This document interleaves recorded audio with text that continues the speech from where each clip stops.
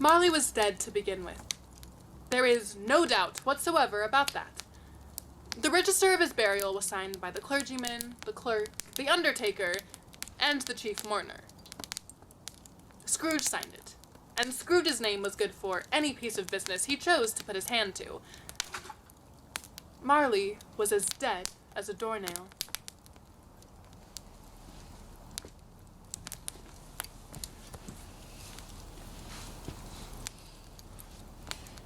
Now, I don't know what is particularly dead about a doornail. I would think that a coffin nail would be a deader piece of iron, but far be it from me to change the expression, or the country's done for. So, permit me to repeat, once again, emphatically, that Marley was dead as a doornail. Scrooge knew he was dead? Of course he did. How could it be otherwise? Scrooge and he had been partners for I don't know how many years. Scrooge was his sole executor, his sole administrator, and his sole friend. And the only man who mourned him, if Scrooge could be said to have mourned at all. And the mention of Marley's funeral brings me back to the point we started from. There is no doubt that Marley was dead. This must be distinctly understood, or nothing wonderful can come of the story we are going to relate. Scrooge never painted out old Marley's name. There it stood, years afterward, above the warehouse door. Scrooge and Marley. The firm was known as Scrooge and Marley. Sometimes people new to the business called Scrooge, and sometimes Marley, but he answered to both names. Oh, but he was a tight-fisted, hand at the grindstone. Scrooge, a squeezing, wrenching, grasping, scraping, clutching, covetous old sinner, hard and sharp as flint, from which no steel had ever struck out generous fire, secret and self-contained and solitary as an oyster. The cold within him froze his old features, nipped his pointed nose, shriveled his cheeks, stiffened his gait, made his eyes red, his thin lips blue, and spoke out shrewdly in a grating voice. A frosty rime was on his head, and on his eyebrows, and his wiry chin. He carried his own low temperature always about with him. He iced his office on the dog days, and didn't thought 1 degree at Christmas. External heat and cold had little influence on Scrooge. No warmth could warm, no wintry weather chill him. No wind was bitterer than he, no falling snow more intent upon its purpose, no pelting rain less open to entreaty. Foul weather didn't know where to have him. The heaviest rain and snow and hail and sleet could boast of the advantage over him in only one respect. They often came down handsomely, and Scrooge never did. Nobody ever stopped him in the street to say, with gladsome looks, "My dear Scrooge, how are you? When will you come to see me?" No beggars implored him to bestow a trifle. No children asked him what it was o'clock. No man or woman ever, once in all his life, inquired the way of such and such a place, of Scrooge. Even the blind men's dog seemed to know him, And when they saw him coming on, would tug their owners into doorways and up course, and then would wag their tails as though they said, "No eye at all is better than an evil eye, dark master." But what did Scrooge care? 'Twas the very thing he liked, to edge his way along the crowded paths of life, warning all human sympathy to keep its distance, was what the knowing ones call nuts to Scrooge.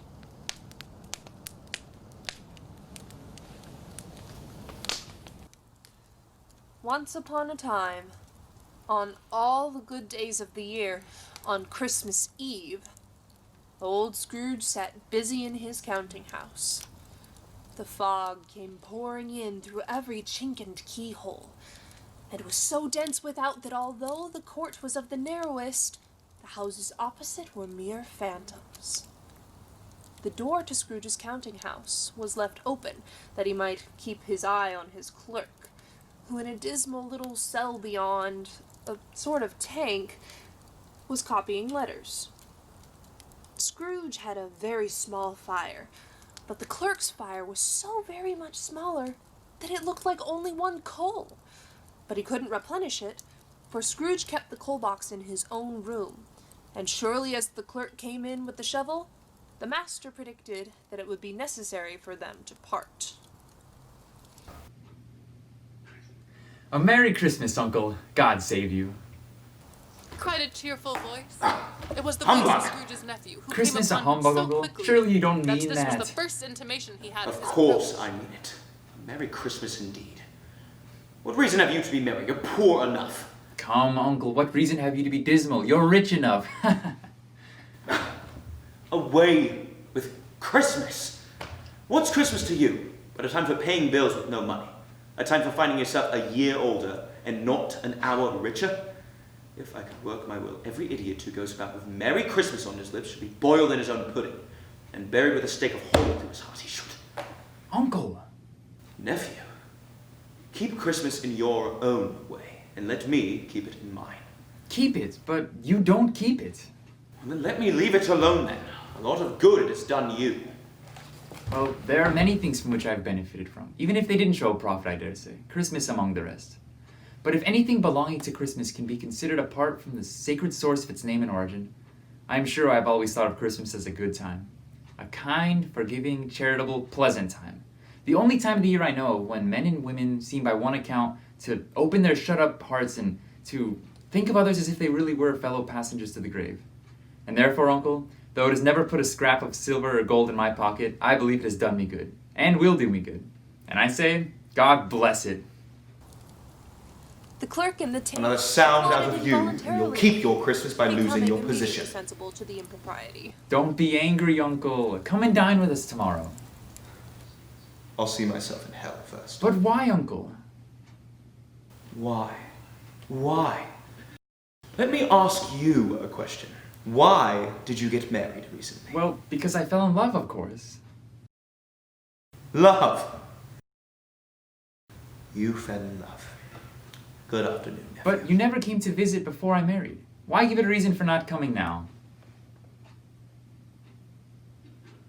Good I afternoon. want nothing from you. I ask nothing of you. Why can't we be friends?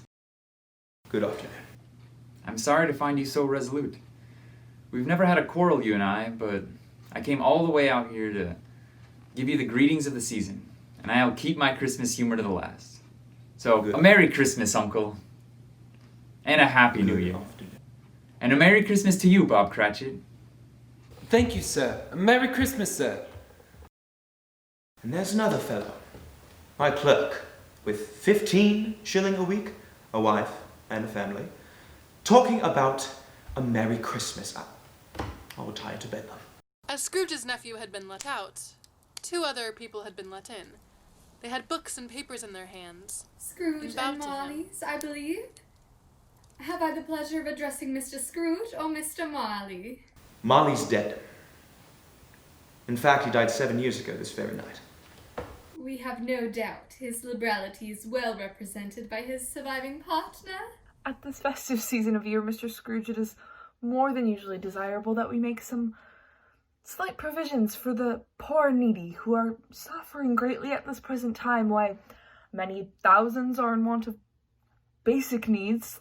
Hundreds of thousands are in want of common comforts, sir. Are there no prisons?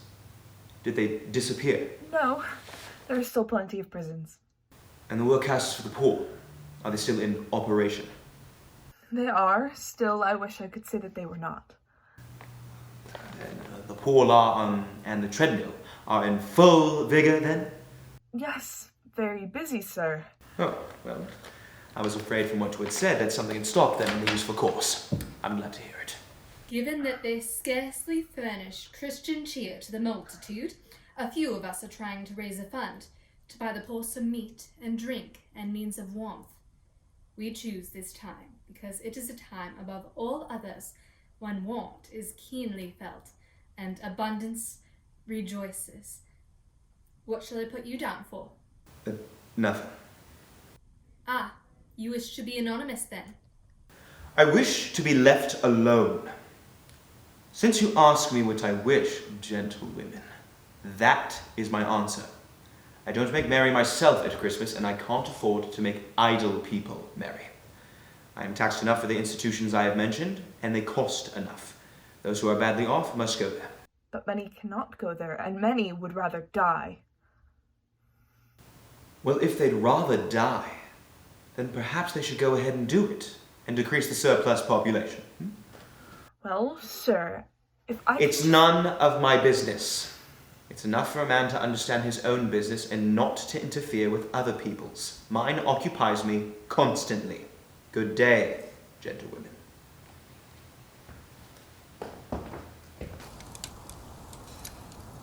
Seeing clearly that it would be useless to pursue their point, the gentleman withdrew.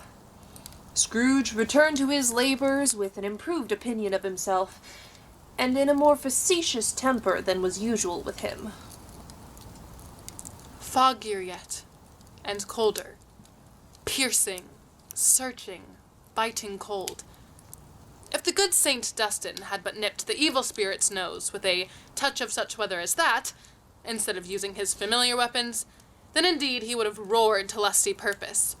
The owner of one scant young nose, gnawed and mumbled by the hungry cold as bones are gnawed by dogs, scooped down at Scrooge's door to regale him with a Christmas carol, but at the first sound of "God bless you, merry gentlemen, may nothing you dismay," Scrooge seized the ruler with such energy of action that the singer fled in terror, leaving the keyhole to the fog and even more congenial frost. At length the hour of shutting up the counting-house had arrived. With an ill will, Scrooge dismounted from his stool and tacitly admitted the fact to the expectant clerk in the tank, who instantly snuffed out his fire and put on his hat.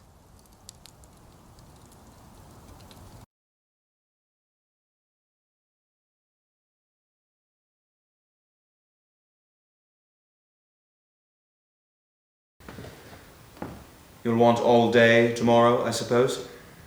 If quite convenient, sir. Well, it's not convenient, and it's not fair. If I were to stop half a crown for it, you'd think yourself ill-used. I'll be bound. And yet, you don't think me ill-used when I pay a day's wages for no work. It's only once a year, sir. A poor excuse for picking a man's pocket every 25th of December. But I suppose you must have the whole day. Be here all the earlier next morning. The clerk promised he would, and Scrooge walked out with a growl. He lived in chambers which had once belonged to his deceased partner. They were a gloomy suite of rooms in a lowering pile of building up a yard, where it had so little business to be that one could scarcely help fancying it must have run there when it was a young house, playing at hide-and-seek with other houses, and forgotten the way out again. The yard was so dark that even Scrooge, who knew its every stone, was fain to grope with his hands. The fog and frost so hung about the black old gate that it seemed as if the genius of the weather sat in mournful meditation upon the threshold. Now, it is a fact that there was nothing at all particular about the knocker on the door, except that it was very large. It is also a fact that Scrooge had seen it night and morning during his entire residency at that place. Also that Scrooge had as little of what is known as fancy about him, as well as any man in the city of London, even including, which is a bold word, the corporation, alderman, and livery. Let it also be borne in mind that Scrooge had not bestowed one thought on Marley since his mention of his 7 years dead partner that afternoon. And then let any man explain to me, if he can, how it happened that Scrooge, having his key in the lock of the door, noticed in the knocker, without its undergoing any intermediate process of change, not a knocker, but Marley's face. It was not in indistinguishable shadow, as the other objects of the yard were, but had a dismal light about it, like a bad lobster in a dark cellar. It was not ferocious or angry, but looked at Scrooge as Marley used to look, with ghostly spectacles turned up on its ghostly forehead. Its hair was curiously stirred, as if by breath or hot air, and though the eyes were wide open, they were perfectly motionless. That, and its livid color, made it horrible. But its horror seemed to be in spite of itself and beyond its control, rather than a part of its own expression. As Scrooge looked fixedly at this phenomenon, it was a knocker again. To say that he was not startled, or that his blood was not conscious of the terrible sensation to which he had been a stranger from infancy, would be untrue. But he put his hand upon the key he had relinquished, turned it sturdily, pushed open that door, walked inside, and closed it with a bang.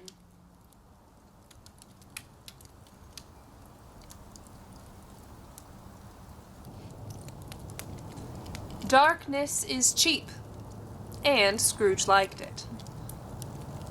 Sitting room, bedroom, lumber room, all as they should be. Nobody under the table, nobody under the sofa, a small fire in the grate, nobody under the bed, and nobody in the closet. Quite satisfied, he closed his bedroom door and locked himself in. Double locked himself in, which was not his custom. After several turns, he sat down. As he threw his head back in the chair, his glance happened to rest upon a bell. A disused bell that hung in the room and communicated with some purpose now forgotten with a chamber in the highest story of the building. It was with great astonishment and a strange, inexplicable dread that as he looked, he saw the bell begin to swing. It swung so softly in the outset that it scarcely made a sound. But soon, it rang out loud, and so did every bell in the house. It might have been half a minute, or a minute, but it seemed an hour, and then the bells ceased as they had begun. Together.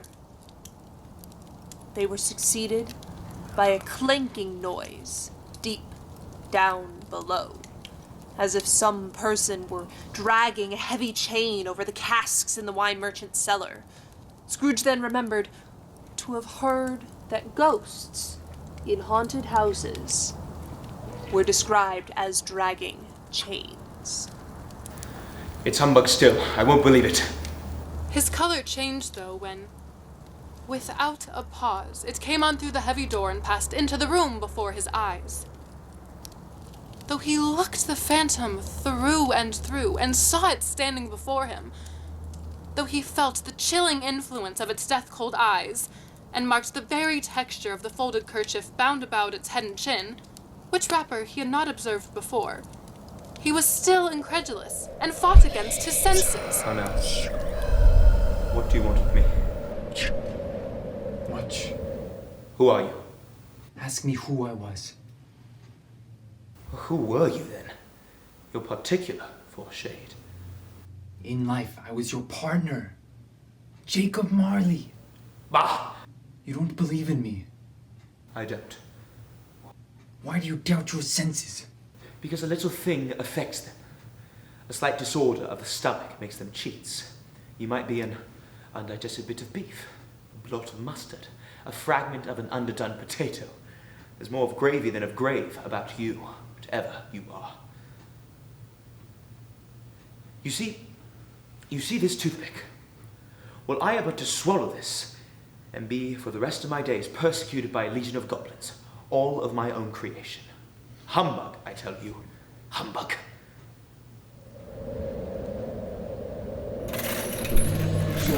Mercy! Dreadful apparition, why do you trouble me? Man of the worldly mind, do you believe in me or not? I do. I must, but why do spirits walk the earth? And why do they come to me? It is required of every man that his spirit should walk abroad amongst his fellow men and travel far and wide. And if his spirit does not go forth in life, it is condemned to do so after death. It is doomed to wander through the world and witness what it cannot share, but might have shared and turn to happiness.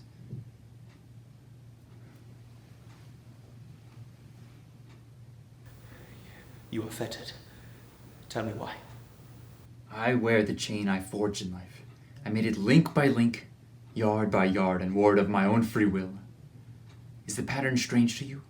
Or would you know the weight and length of the strong coil you bear yourself? It was full and heavy, and as long as this, 7 Christmas Eves ago. You have labored on it since. It is a ponderous chain. Jacob. Old Jacob Marley. Tell me more. Speak comfort to me, Jacob. I have none to give. It comes from other regions, Ebenezer Scrooge, and is conveyed by other ministers to other types of men. Nor can I tell you what I would. Very little more is all permitted to me. I cannot rest, I cannot stay, I cannot linger anywhere. My spirit never walked beyond our counting house. Mark me! In life, my spirit never roved beyond the narrow limits of our money-changing hole, and weary journeys lie before me. 7 years dead, and traveling all the time. Oh, captive bound and double ironed! Not to know that any Christian spirit working kindly in its little sphere, whatever it may be, will find its mortal life too short for its vast means of usefulness. Not to know that no space of regret can make amends for one life's opportunity misused. Yet such was I. But you were always a good man of business, Business! Jacob. The humankind was my business. The common welfare was my business. Charity, mercy, forbearance, benevolence were all my business.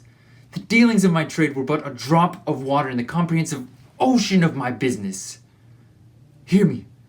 My time is nearly done. I will, Jacob, but don't be hard on me. I have come to warn you that you have yet a chance of escaping my fate. A chance I have procured for you, Ebenezer. You were always a good friend. You will be visited by 3 spirits. Is that the chance you mentioned? It is. I think Without their visits, you cannot hope to shun the path I tread. Expect the first tomorrow when the bell tolls 1. But can't they come all at once? And have it over with, Jacob? Expect the second on the next night, at the same hour. The third upon the next night, when the last stroke of 12 has ceased to vibrate. Look to see me no more. And for your sake, take care to remember what has passed between us. The air was filled with phantoms, and being, from the emotion he had undergone, or from his glimpse of the invisible world, much in need of repose, Scrooge went straight to bed, without undressing, and fell asleep upon the instant. When Scrooge awoke, it was so dark that looking out of bed, he could scarcely distinguish the transparent window from the opaque walls of his chamber.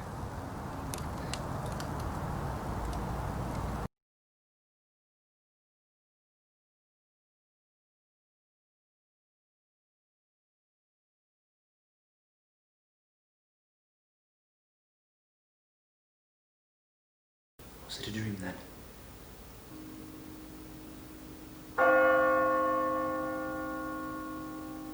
Quarter past. Half past.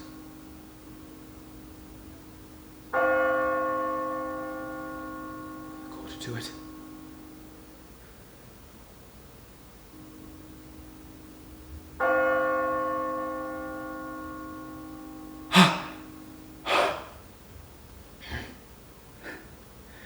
hour itself. And nothing else. He spoke before the hour bell sounded, which it did now, with a deep, dull, hollow, melancholy 1. Scrooge. Are you the spirit whose coming I was told about? I am. Who and what are you? I am the spirit of Christmas past. Long past? No, your past. Oh. What brings you here? Your welfare. I cannot help but thinking that a night of unbroken sleep might be more conducive to that end. Your reclamation, then. Take heed.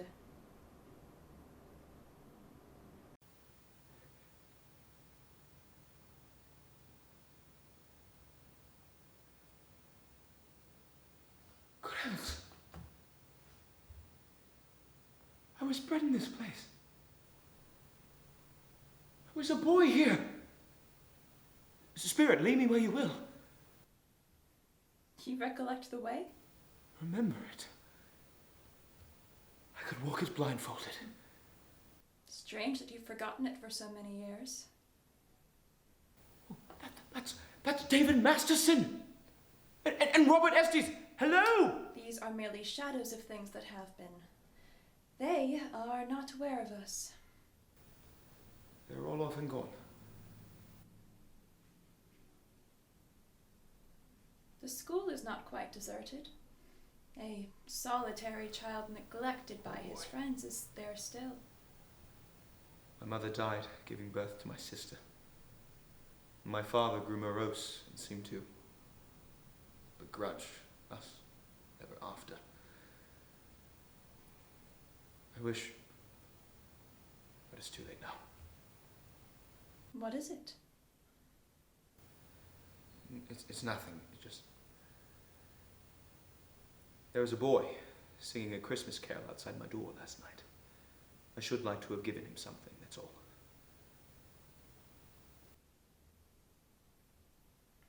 Dear brother, I've come to bring you home, dear brother.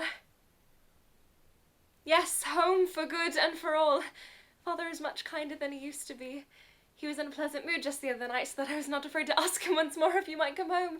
And he said, yes, you should. And he sent me to bring you. Ebenezer, Father has arranged an apprenticeship for you. You're to be a man and begin your career. And you'll never have to spend another moment in this dreadful school. But first, we'll be together all Christmas long and have the merriest time in all the world. Your sister was a frail creature and often ill, but she did have a large heart. You're right about that, Spirit. Come, Ebenezer, pack your I'll not things. The contradict carriage is just God outside. forbid. Oh, yes, I am sure of it. You'll work for a wonderful man, Mr. Fezziwig, who keeps a warehouse. Now come, we mustn't keep the carriage waiting. Your sister died a young woman, but she did have a child, as I recall. Yes. A son. My nephew. His name is Fred Howell. Your nephew, Ebenezer. The only family you have left.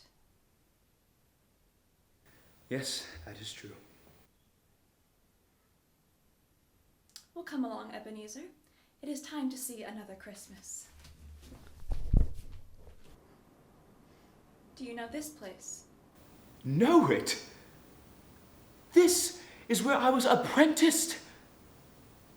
And look, it's old Fezziwig.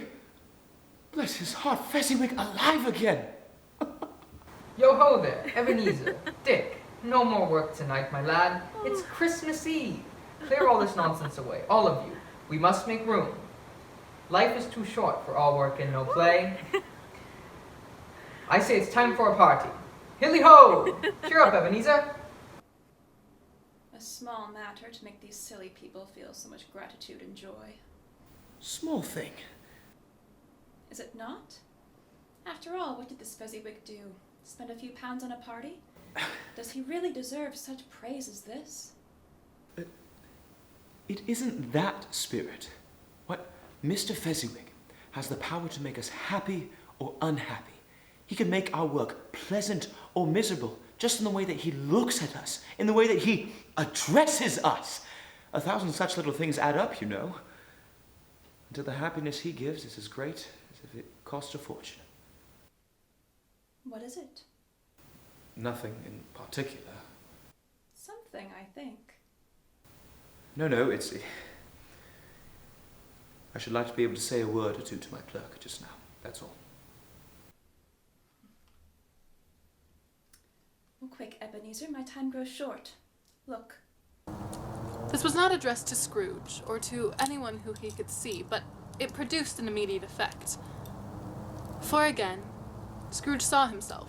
He was a little older now, a man in the prime of life. His face had not the harsh and rigid lines of later years, but it had begun to wear the signs of care and avarice. There was an eager, greedy, restless man, and motion in his eyes, which showed the passion that had taken root, and where the shadow of the growing tree would fall.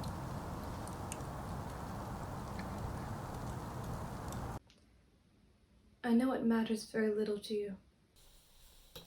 The idol has displaced me, and if it can make you as happy as I would have tried to do, I have no reason to cry. What idol has displaced you? A golden one. Now that's a double standard for you. All the world speaks so vehemently against poverty, yet it condemns the pursuit of wealth just as harshly. You fear the world too much, Ebenezer. All your other hopes have merged into the one hope of eluding the disdain of others. I've seen your nobler virtues fall away, one by one, until nothing is left but one master passion, the pursuit of profit. It consumes you. Even if I've grown wiser and more astute, I haven't changed my feelings for you. Our promise to one another is an old one. We made it when we were young and poor and happy to remain so until we could improve our fortune together by patience and hard work. But you've changed. You're not the same man. Tell me, Ebenezer, if all of this had not happened, would you seek me out and try to win me now? A poor, dowerless girl with nothing to bring to a marriage.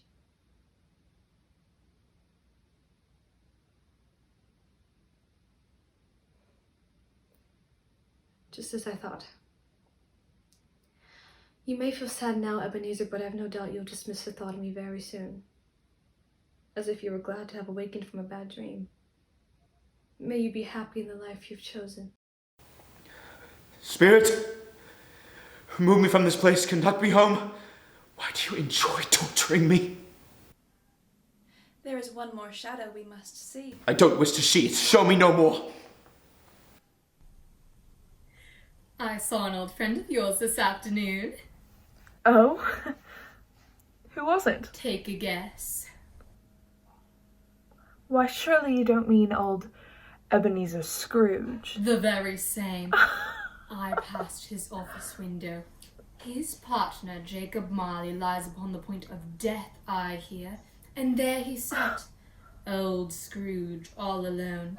Quite Miserable alone in wretch. the world, I do believe. Spirit, remove me from this place. These are merely shadows of what have been. That they are what they are, do not blame me. Take me away from here, I can bear no more. Haunt me no longer!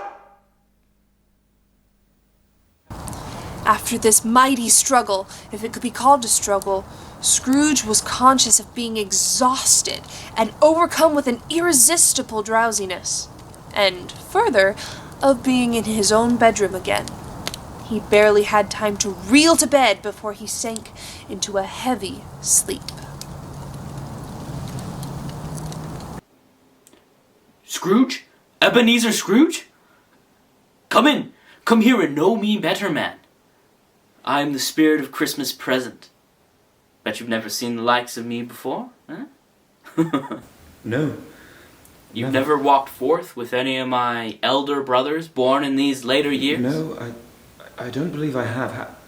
Having had many brothers, Spirit. More than 1,800. Tremendous family to provide for. Take hold of my robe, Ebenezer Scrooge. You will see.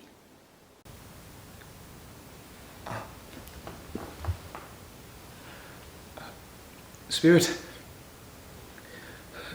conduct me where you will.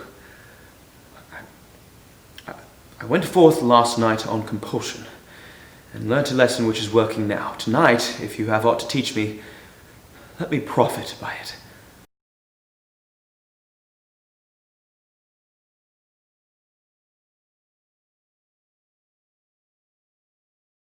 There are some on this earth of yours who claim to know us and do their deeds of passion, pride, ill will, hatred, bigotry, and selfishness in our name, and are as strange to us and my kin as if they had never lived. Know this, and charge their doings on themselves, not us. And perhaps it was the pleasure the good spirit had in showing off his power of his. Or else it was his own kind, generous, hearty nature, and his sympathy with all poor men, that led him straight to Scrooge's clerks, for there he went, and took Scrooge with him. Think of that. Bob had but 15 a week himself. He pocketed on Saturdays but 15 copies of his Christian name, and yet the ghost of Christmas present blessed his 4-roomed house. What has ever got your precious father, then? And your brother, Tiny Tim? And Martha wasn't this late last year by half an hour! Oh, here I am, Mother. Oh, Martha, how late you are! We had a great deal to finish at the milliner's last night, and a great deal to clear away this morning. Well, never mind. You're home now. Sit down and warm yourself. Father will dear. be home any minute. Hide, Martha, hide! There you are, dear. But where's Martha? She won't be coming home for Christmas this year, I'm afraid. What? Not coming for Christmas? Oh, here I am, Father. Come, Tim, come hear the pudding singing in the copper. And did little Tim behave himself in church? He did as good as gold and better. Somehow he gets thoughtful sitting by himself so much and thinks the strangest things you ever heard. He told me coming home that he hoped the people saw him in church because he was a cripple, and it might be pleasant for them to remember on Christmas Day the man who made lame beggars walk and blind men see. But he's growing stronger every day. I just know it. Martha, help me with the goose. There's such a goose, Father. More than we've ever had before. A Merry Christmas to us, my dears, and God bless us. God bless us. God bless us, everyone. He sat very close to his father's side upon his little stool. Bob held his withered little hand in his, as if he loved the child and wished to keep him by his side, and dreaded that he might be taken from him. Tell me, Spirit, will the boy live? I see a crutch without an owner in a poor chimney corner, carefully preserved. No, kind Spirit, say he will be spared. If these shadows remain unaltered by the future, none other of my kindred will find him here. But what of it then? If he is to die, then let him die and decrease the surplus population. You use my own words against me. Will you decide what man shall live and what man shall die? It may be that in the And sight now, of heaven dear you are ones, a more toast. worthless and I less give you the fit founder to of our live feast, than millions like Scrooge. this poor man's child. The founder of our feast, indeed. I wish I had him here. I'd give a piece of my mind to feast upon, and hope he'd have a good appetite for it. My dear, the children, Christmas Day. It should be Christmas Day when one would drink to the health of such an odious, stingy, hard, unfeeling man as Ebenezer Scrooge. Nobody knows it better My than dear, you, Bob. have a little charity. I'll drink his health. For your sake and the day's, but not for his. A long life to him, a very Merry Christmas and a Happy New Year. I have no doubt he'll be very merry indeed, and very To Mr. happy. Scrooge. To Mr. Scrooge. To Mr. Scrooge. I think it's time for a song. What shall we sing?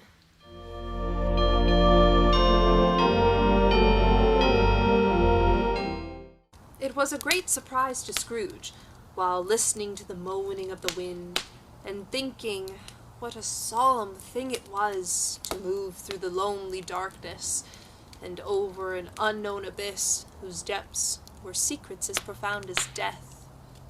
It was a great surprise to Scrooge, while thus engaged, to hear a hearty laugh, and it was a much greater surprise to Scrooge to recognize it as that of his own nephew, and to find himself in a bright, dry, gleaming room, with the Spirit standing smiling by his side, and looking at that same nephew with an approving affability. If you should happen, by any unlikely chance, to meet a man more blessed in a laugh than Scrooge's nephew, all I can say is, I should like to know him too. Introduce him to me and I'll cultivate his acquaintance. Fred spoke with his usual jovial nature. He said that Christmas was a humbug, and he believed it too. Well, more shame to him, Fred. He's really a comical old fellow, and not so pleasant as he might be. However, his offenses carry their own punishment, and I have nothing to say against him.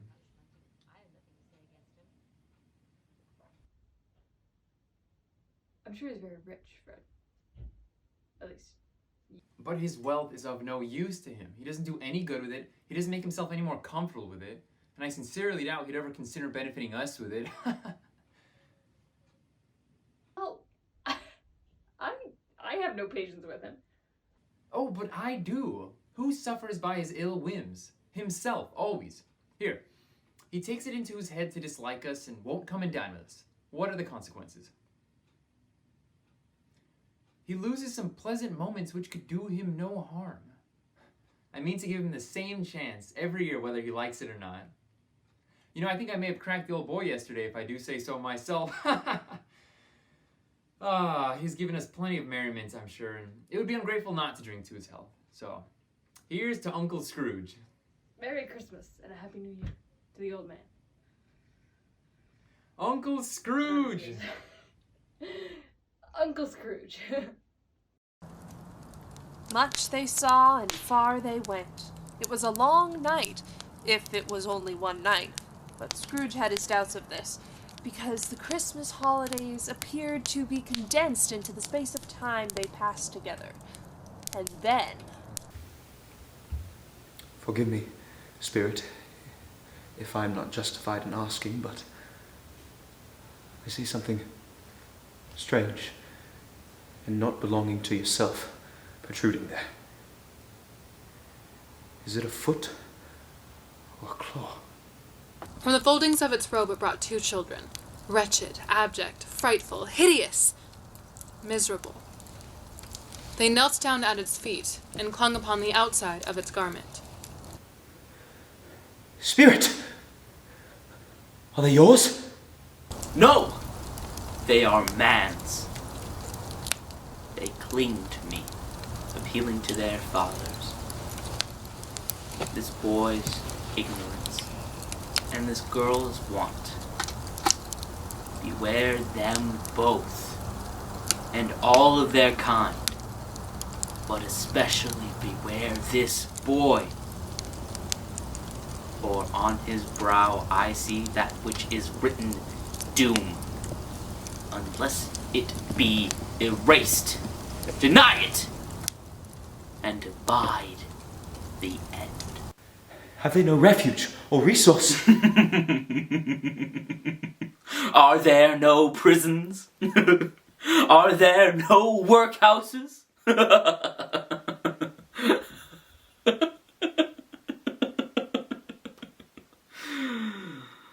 Scrooge looked about him for the ghost, and saw it not. As the last strokes ceased to vibrate, he remembered the prediction of old Jacob Marley, and, lifting up his eyes, beheld a solemn phantom, draped and hooded, coming toward him like a mist upon the ground.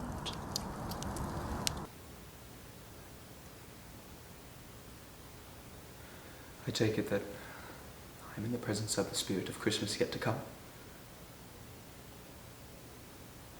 You are about to show me the shadows of things that have not yet happened, but will happen in the time before us. Is that not so, Spirit?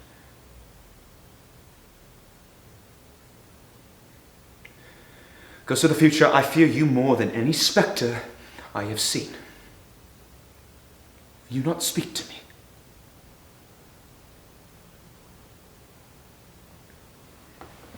Very well. Lead on then. The night is passing fast and it is precious time to me. Lead on. I was here first. Mrs. Dilber shall be after me, and then the Undertaker's woman can be third. Isn't this something, Joe? All of us met here without meaning it. You couldn't have met in a better place. Come in and sit. Don't be shy. We're all suitable to our calling. We're well matched, to be sure. Come in. What odds then? What odds then? What odds, Mrs. Dilber? Every person has the right to take care of themselves. He always did. That's true indeed. No man more so. Well then, don't stand staring as if he was afraid, woman. Who's the wiser? We're not going to pick holes in each other's coats, I suppose. Very well then. Who's the worse for the loss of a few things like these? Not a dead man, I suppose. No, indeed. If he wanted to keep him after he was dead, the wicked old screw, why wasn't he more natural in his lifetime? If he had been, he'd had somebody to look after him when he was struck with death, instead of lying, gasping out his last there, all alone by himself. It's the truest word that ever was spoke, Mrs. Oliver. It's a judgment on I wish it was a little heavier one, and it should have been. You can count on it. If I could have laid my hands on anything else. Now, open that bundle, Josephine, and let me know its value to ye. Speak out plain. I'm not afraid to be the first, nor afraid for them to see it.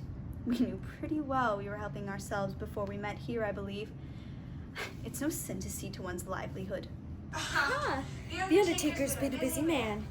Let's see. A seal? A pencil case? A pair of sleeve buttons? I'll give you £1.8, and not another 6p if I was to be boiled for not doing it. Who's next? Ah, quite a stash, Miss Dilber. Of course, I always give too much to the ladies. It's a weakness of mine, and that's the way I rule myself. £3 even, Mrs. Dilber. If you asked me for another penny and made it no big question, I'd repent of being so liberal and knock off half a crown. And now, undo my bundle, Josephine. I was the first. Ah, what do you call this? Bed curtains? Bed curtains?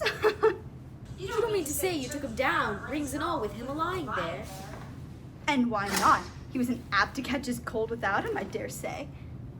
Hope he didn't die of anything catching, eh? Don't you be afraid of that. I wasn't so fond of his company that I'd loiter about if you did.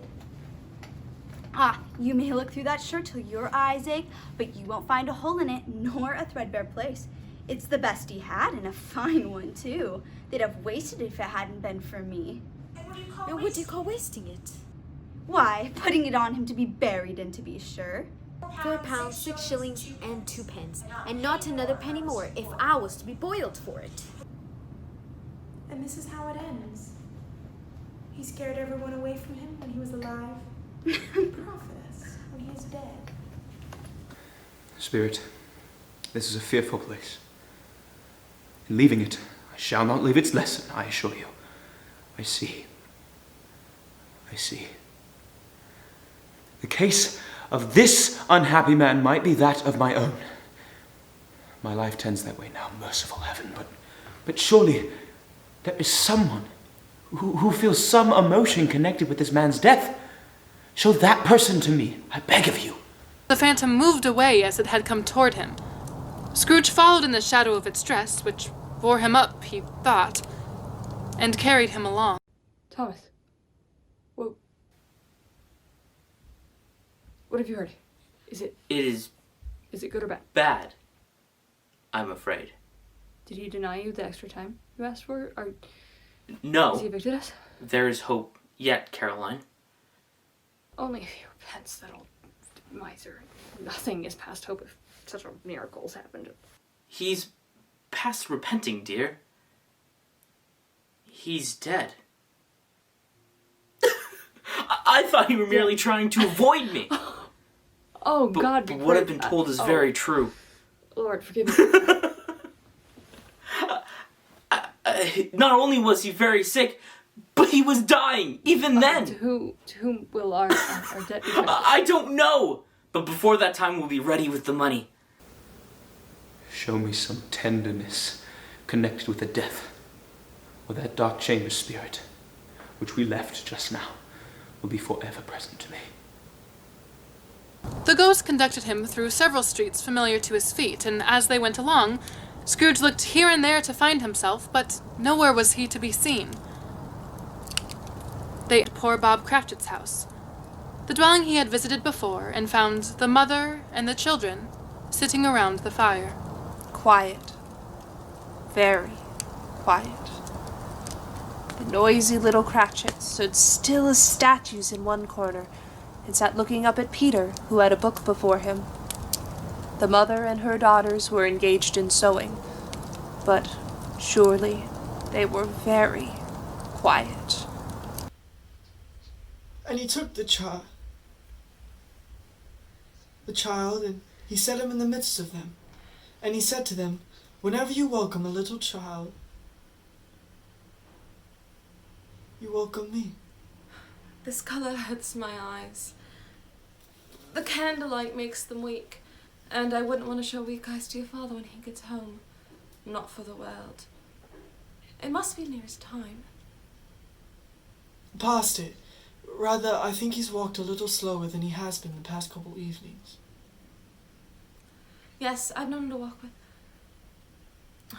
walk with Tiny Tim upon his shoulder, very fast indeed. And so have I. And so have I.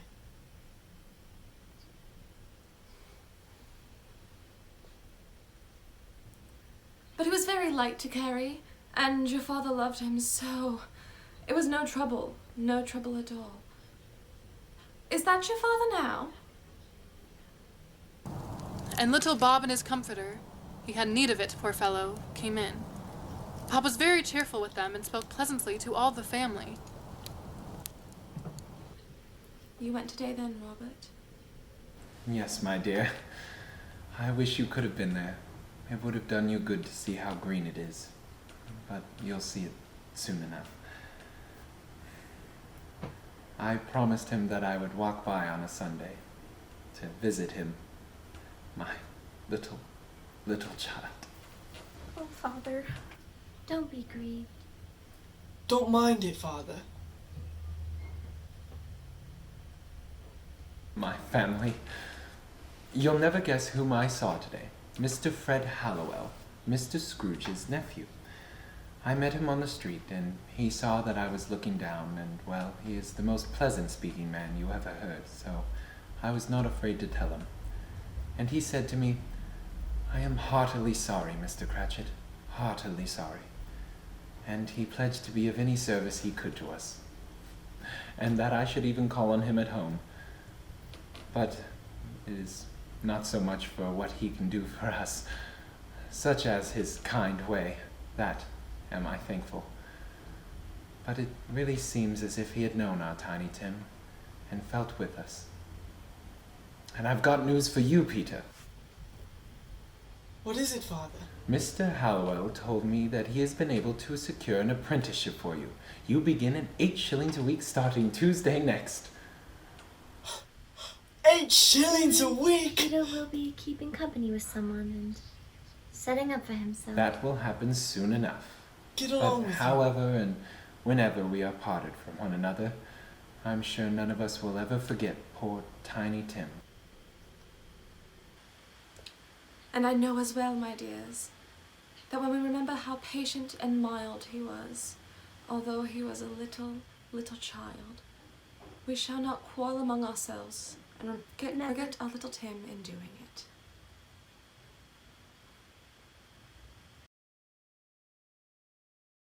Spirit, something tells me that our parting moment is at hand. I know it, but I know not how. Tell me, that man who died, what man was that? Before I draw near to that stone to which you point, answer me one question. Are these the shadows of the things that will be, or are they the shadows of things that may be only? Men's courses will foreshadow certain ends, to which, if persevered in, they must lead. But if the courses be departed from, then the ends must change. Say it is so with what you show me.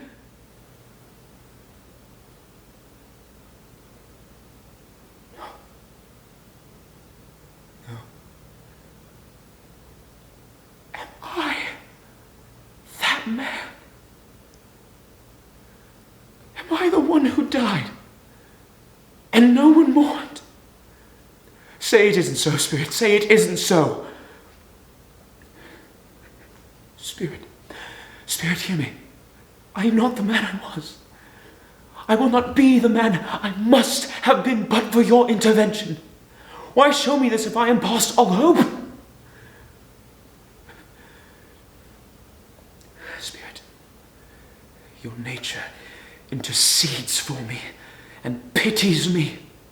Or show me that I may yet change the shadows of the things you have shown me by an altered life. I will honor Christmas in my heart and try to keep it all the year. I will live in the past and the present and the future. The spirits of all three will strive within me. I will not shut out the lessons that they teach. Tell me that I may sponge away the writing on this stone. You fear the world too much, Ebenezer. All your other hopes have merged into the one hope of eluding the disdain of others. I've seen your nobler virtues fall away, one by one, until nothing is left but one master passion, the pursuit of profit. It consumes you.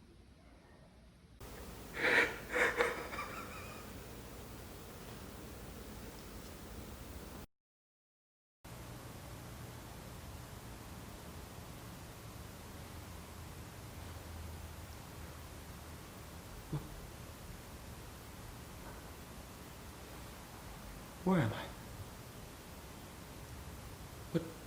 What day is it?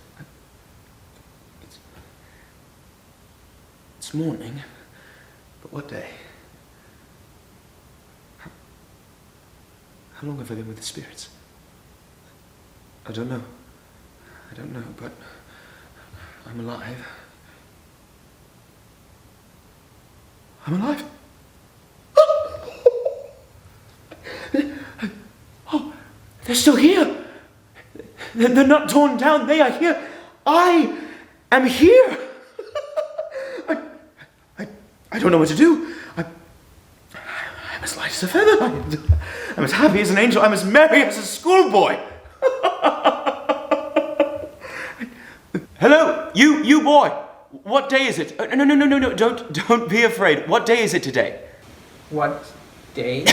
Yes, what day is it? Why, it's Christmas Day. Christmas Day.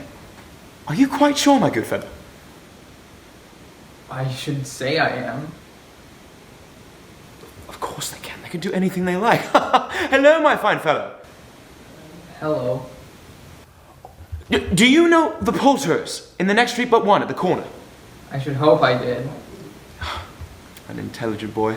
A remarkable boy. Do you know whether they've sold the prize turkey that was hanging up there? What? The one as big as me? A delightful boy. A pleasure talking with him. Yes, my buck! It's hanging there now. It is. What? Go and buy it. What are you on about? No. I really do mean buy it and tell them to bring it round so that I can direct them on where to deliver it, yeah? Come back with the man and I'll give you a shilling. Come back with him in less than 5 minutes and I'll give you half a crown. I'll send it to Bob Cratchit's. You won't know who sent it. I won't tell him. Oh, it's twice the size of Tiny Tim. Oh, heaven and Christmas time be praised for this. I say it on my knees, Lord. On my knees. Merry Christmas to everyone. A Happy New Year to the whole world. He dressed himself in all his best and at last got out into the streets. The people by this time were pouring forth, as he had seen them with the Ghost of Christmas Present. And walking with his hands behind him, Scrooge regarded every one with a delighted smile. He had not gone far when, coming on towards him, he beheld the gentlewoman who had walked into his counting-house the day before and said, "Scrooge and Marley's, I believe?" It sent a pang across his heart to think how this gentlewoman would look upon him when they met. But he knew what path lay straight before him, and he took it. Dear madam, how do you do? I hope you did well yesterday. It was a very good thing to do. A very good thing. Mr. Scrooge. Yes, that is my name. I fear it is not pleasant to you. Allow me to ask your forgiveness. And yours too, madam. Yes, sir.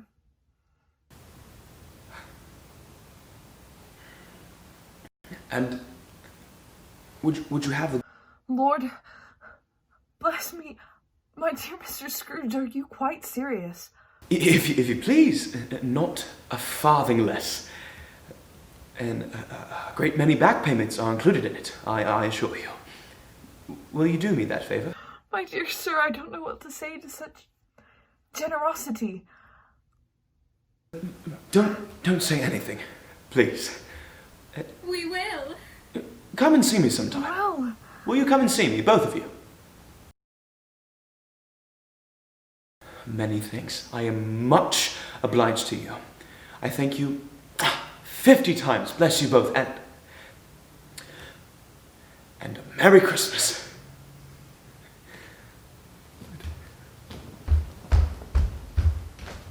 Would you believe it if I told you that Scrooge went to church that day? He did, and walked about the streets, and watched the people as they hurried to and fro, and patted the children on the head as they went by. He had never dreamed that any walk, that anything at all, could bring him such happiness.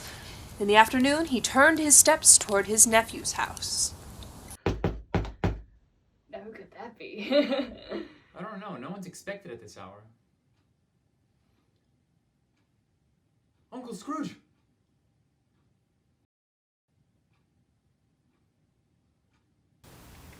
Hello, Fred.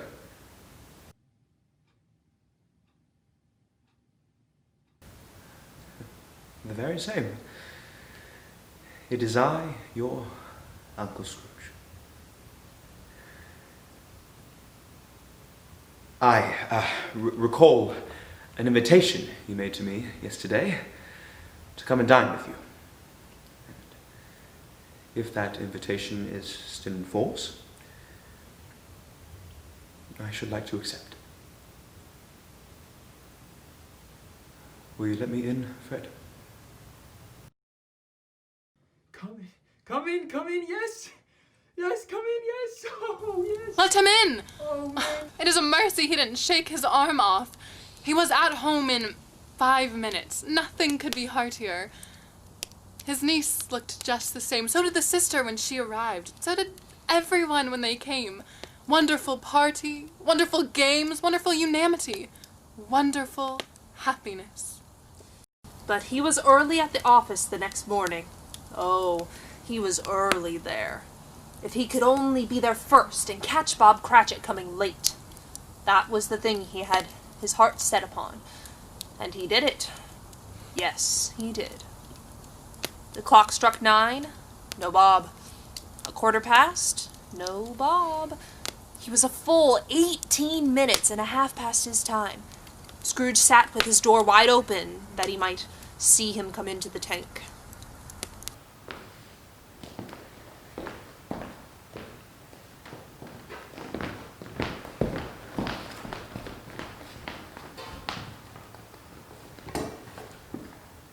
Hello? Morning, sir. What do you mean by coming at this time of day?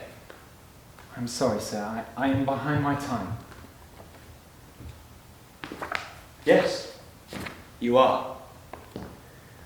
I think you are. I'm very sorry, sir. It shall not be repeated. I was making rather merry yesterday, sir.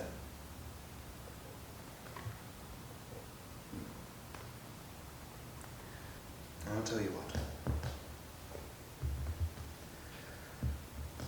I'm not going to stand for this any longer.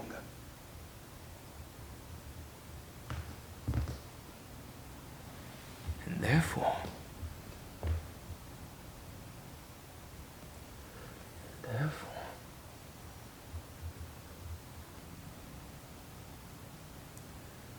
I'm going to raise your salary.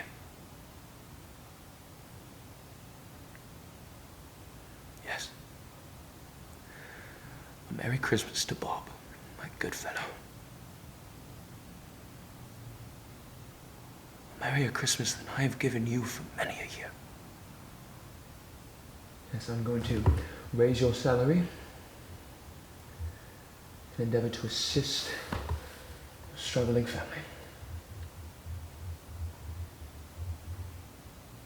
We'll discuss your affairs this very afternoon. Make up the fires and buy another coal scuttle for yourself before you dot another I, Bob Cratchit.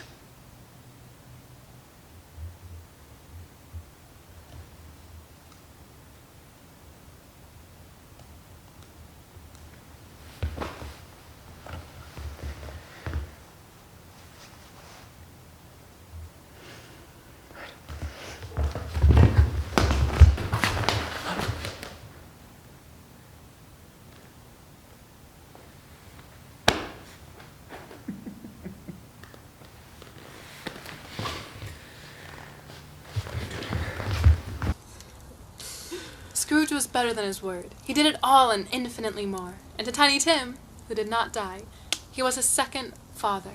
He became as good a friend, as good a master, and as good a man as the good old city knew, or any other good old city, town, or borough in the good old world. Some people laughed to see the alteration in him, but he let them laugh and heeded them little, for he was wise enough to know that nothing ever happened on this globe for good, at which some people did not laugh a little in the outset. And knowing that such as these would be blind anyway, he thought it quite as well that they should wrinkle their eyes in grins, as have the malady in less tolerable forms. His own heart laughed, and that was quite enough for him. He had no further intercourse with spirits, but lived upon the total abstinence principle ever afterwards, and it was always said that he knew how to keep Christmas well, if any man alive possessed the knowledge. May that be truly said of us, and all of us. And so, as Tiny Tim observed, God bless us, everyone.